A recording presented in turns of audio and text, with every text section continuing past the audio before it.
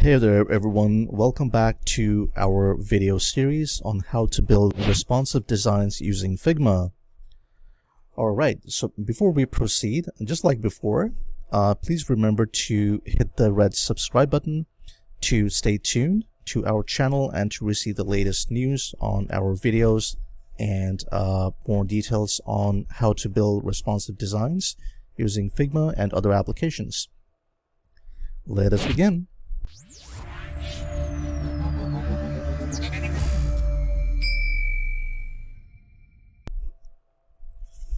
Alright, so now in this video we are going to show you some design examples starting with the desktop, and this actually is the beginning of a conversation on how we are building responsiveness in our designs. So what does responsive stand for? Well, before we go into that, let's have a look on what you can achieve using Figma. This is an example of a website for a construction company, and this is essentially the home page, where you can see different elements of a website to begin with, starting with the global navigation bar, a top banner, some text describing the company's vision or mission, and then just the top part of some content on the main body of the website. Right, moving on. This is another page from the website. So this is a really interesting what you can do using Figma. So there are a lot of really awesome features called components, frames, auto layouts, and plugins, using which you can technically lay out different elements and align them in a way that you don't have to manually change them every single time that you're building a website. This is another really favorite example of mine. It's actually a website for a it's technically a landing page for a data sharing and data streamlining company. And this is another example of what you can do using Figma. It's very similar to like how the layout was built for the construction company. The difference is that there are a lot more components built into the website, and these elements that you see here in force are called cards. And I'll show you in the very near future on how you can build each of these components. And the interface that you see right here is actually in dark mode. So I'll show you how to build dark mode components as well. Okay, let's look at one more. So this is another example of a landing page. So we are going to design a landing page as part of our video sessions, and you are welcome to follow along. So this latest example shows how you can integrate a login feature into your website, which technically provides the user with user input fields, a button for the user to take action, which here is a login, and there are other actions that the user can take as well. For instance, showing the password, and also clicking on a forgot password option. Also, as you can see here, that this landing page provides the user with the option to log into the application using social media profiles, which is yet another feature that you are most likely familiar with already.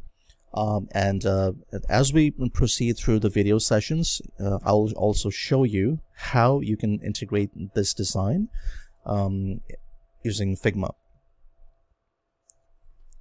Alrighty, so those were some examples for desktop or laptop interfaces.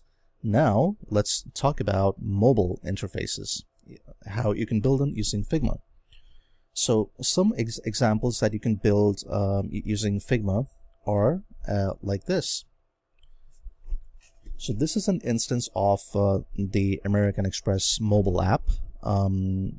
As you can see here, that it's quite different from the versions that you saw previously in the desktop applications.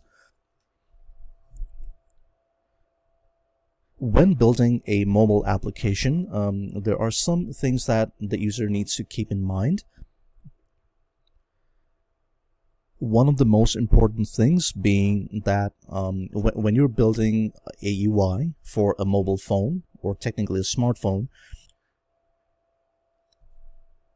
chances are that you are probably designing for a touchscreen interface, which means that the user will not be able to hover like with a mouse as with a desktop or a laptop interface.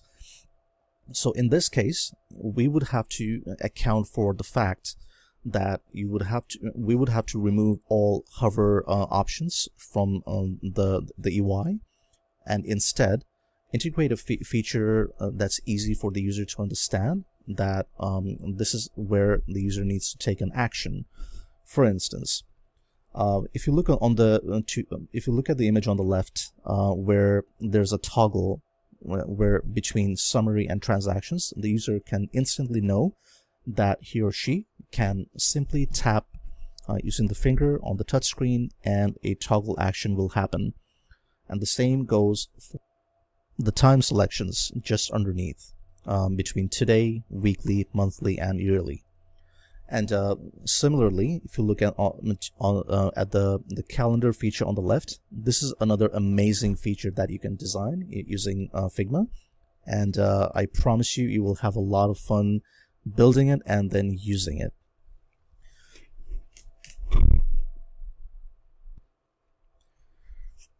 Alrighty, so let's look at some more examples. So here are two other examples of Figma empowered designs for mobile phone interfaces.